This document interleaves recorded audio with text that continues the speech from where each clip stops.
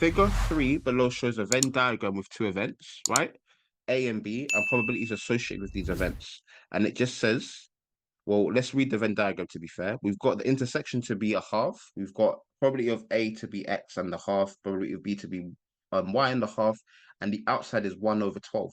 And it says, for 1 mark, show that X plus Y is equal to 5 over 12. So we need to create some sort of equation here. This is pretty easy, right? We've got probabilities. If we've got every single section, we know that all probabilities must add to make 1, right? So what we can do here is say, well, all of these probabilities given to us, which is going to be X, and I'll put Y next, right? Just to put them next to each other, plus that half, plus that 1 over 12 on the outside. This has to equal 1. Do we agree with that, guys? Does that make sense? Yeah? Okay, good stuff. So now, well, let's work out what that is. We've got X plus Y. 1 over 12 is the same as 6 divided by 12, right? So that's 6 over 12, that's 1 over 12 equals 1. And then obviously that's 7 over 12. That's 7 over 12. X plus Y is X plus Y plus 7 over 12 is equal to 1. Take that away. Let me move this down a bit, sorry. So that means that X plus Y will just equal 1 take away 7 over 12, which is just 5 over 12, isn't it? So we get, and that's 1 mark. Does that make sense, guys? I think everyone got that from what I saw in the working out. But yeah, we happy with that? All right. So part B, which was 8 marks, seems to be quite tricky. Let's read it. It says that given that the events A and B are independent and the probability of A is greater than the probability of B, find the values of X and Y. So yeah, this is a CCA one, CCEA one, Fiona. Yeah, I got it from your exam board. So shout out you. But yeah, what do we think of this one, guys? It's 8 marks. Put a 0 if you think I have no clue what to do here, or put a 10 if this is very easy or very straightforward. I'm gonna just check to see what answers I got here. But yeah, I'm just gonna check. But put your number in the chat just so I can see how you think, what you think of it. I'm just gonna check to see what numbers, what answers I got here. Um, yeah.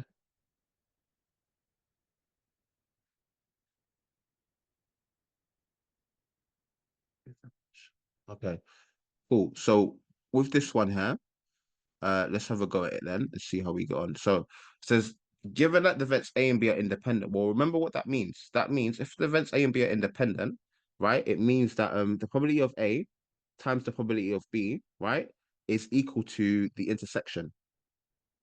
So what I would do is write an expression for both of these, right? Now, the probability of A is if I look at it here, is X plus 12, isn't it? The probability of A is X plus 12. So I write this here. I'm gonna probability of A, we can see it's X plus, sorry, not 12, 1 over X plus 1 over 2, sorry. That's the probability of A, X plus 1 over 2. The probability of B is equal to Y plus a half, isn't it? Y plus a half, Y plus 1 over 2. And the intersection of A and B, right, is just equal to a half, right? So what that means then is that I can say, well, with that being said, that means that probability of A, which is X plus a half, multiplied by probability of B, which is Y plus a half, is equal to the intersection, which is 1 over 2. And we get that. Does that make sense? So I've got a couple of answers. I can't remember what the answers are actually, but I'll check after just so we know that's correct. But are we happy with this, guys? Does this make sense? Yeah, good stuff. And then now, well, we've got an equation in terms of x's and y's, right? We need to find both. Simultaneous equation. Remember in part A, we showed that x plus y was equal to 5 over 12. Yeah? So if I get this here, let's just get this here and see if we can let's see if it can if it can help us out in any way. Yeah. So in that case, let's see. Let me rub this out. So we know that this is true. And then what I would do is see what I can do here. So I'm gonna expand this. I'm gonna get xy if I do that and that. I'm gonna get a half x like that. I'm gonna get a half x like that. And I'm gonna get a half y like that. And then I'm gonna get plus a quarter like that. And then this is equal to 1 over 2. Yeah. So all I've done is I've just I've just expanded and simplified, right? Or haven't simplified yet, but I've expanded. So I get this here. And let me just x, y, half x, half y, a quarter, that's fine. Yeah, that's fine. And then when I look at this, right, I've got a half x and a half y. Now, for me, when I look at that there, I've got this here. I can actually write this as well. I can take out a half from both of those two terms and I get x plus y. So I get this here, and then plus a quarter is equal to 1 over 2. Yeah? And then, well, if you think about it, I know that x plus y is equal to 5 over 12. So I can actually replace this with 5 over 12. Does that make sense, guys? So I get that there. Yeah? So I get xy plus 1 over 2 times by 5 over 12 plus a quarter, right, is equal to 1 over 2. Yeah? So if that's the case, then if I tie this up, I get xy, and then I need to tidy everything up here. So I'm going to work this out. So this, that is going to be 5 over 24 plus a quarter is equal to 1 over 2. So I'll just work that out and see what I get.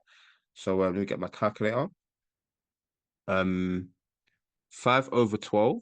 So 5 over 24, sorry, plus 1 quarter, like that. And then that's equal to 11 over 24. So I get xy plus 11 over 24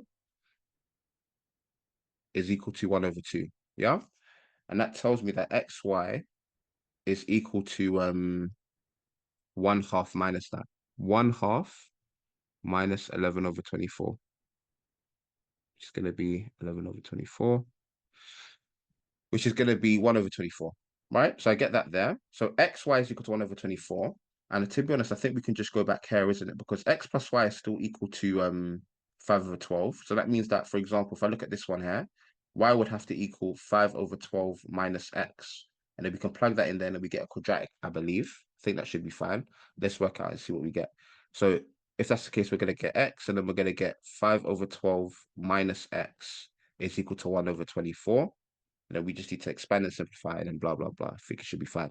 So we're going to get 5 over 12x here minus x squared is equal to 1 over 24. And then I've got fractions, which I don't like. So I'm going to times everything by 24. That's going to give me, if I times that by 24, 24 over 12 is 2. That will be a 10x minus 24x squared is equal to 1. So I get this here, and then that would mean that I get 24x squared. If I move that over, minus 10x plus 1 is equal to 0. So I get that there, and then we can solve this, can't we? Let me just double check. That's fine, that's fine, that's fine. So I get my calculator and see if what numbers I get for that. Hopefully I should get fractions. So I'm going to just do this here and see what I get. So where is it? I need to go to menu. I need to go to equation. Because there I'm going to go to polynomial 2, 24, and then minus 10, and then 1. Hopefully this works. I get x is equal to 1 quarter. That's one answer. Let me just double check I've done that correctly. X is equal to 1 quarter. And then the other value of x is 1/6, right? X is equal to 1 over 6. So we've got two values for x's. And remember, we know that x plus y is equal to, or we know x plus y is equal to 5 over 12, but we know that y is equal to 5 over 12 minus x. So we could just figure out what y is from here. So I'll copy that, and then we could easily figure out what y is for each of these probabilities. So got this here. That would mean then, for this one, x will equal, if x is equal to 1 over 4, that would mean that y is equal to 5 over 12 minus a quarter. And I'll put that in and see what we get. Put this in here. That's going to be 5 over 12 minus 1 over 4. And that gives us 1 over 6, right? So that means that we've got a pair of x's and y's. So I'll put y equals 1 over 6 here. So one answer is going to be x equals 1 quarter and y is equal to 1 over 6. That's one pair, right? And then the other pair is when x is equal to 1 over 6, isn't it? So if x is equal to 1 over 6, then that means that y is going to be equal to 5 over 12 minus 1 over 6. So doing that, that's just going to be, put that in actually. I'm going to change that to a 6. I get that there. That gives me 1 quarter. So I get y is equal to 1 quarter here. So the other pair of x and y is when x is equal to a 6, y is equal to 1 over 4. So these two are our values for x and y, right? Are two values for x and y. Now, let's go back to the question. The question said, given that A and B are independent, and it also says that the probability of A has to be greater than the probability of B, right? So what pair do we think we're using? Because it says find the value of X and Y. It doesn't say find the values of X's and Y's. We need one pair. Which one are we choosing? Let's get our probabilities up as well. We worked out these here, didn't we? Got this here, got this here. So these are probabilities of A, and these are probabilities of B. And we know that A must be greater than B. So uh if let's just work this out here. If the probability of A is greater than B, then for example, then it would have to be probably the first one, isn't it? 1/4. Let me just check. Yeah, I think it'll be the first one. 1/4 plus a half, right, would be equal to I'll just do it. That's zero. That's 3/4, isn't it? No, 0.5 plus. Yeah, that's. I'm just gonna double check though, because sometimes with my mental maths, 1/4 plus 1/2 is going to be, yeah, 3/4. That's going to be 0.75 if that's the case. And then if that's the case, then when it's 1/6, yeah, it's definitely this one, because obviously 1/6 is smaller than a half, isn't it? It's smaller than a quarter, sorry. So it has to be that one, because it's going to be 1/6 plus 1/2, and that's greater than, that's smaller, sorry. Let's just do it here, just to be sure. 1/6 is going to be 2/3. 2/3, and that's 0.6 recurring, isn't it? And as we can see here, the probability of A 0.75 is greater than 0.6 recurring. So it's definitely this one.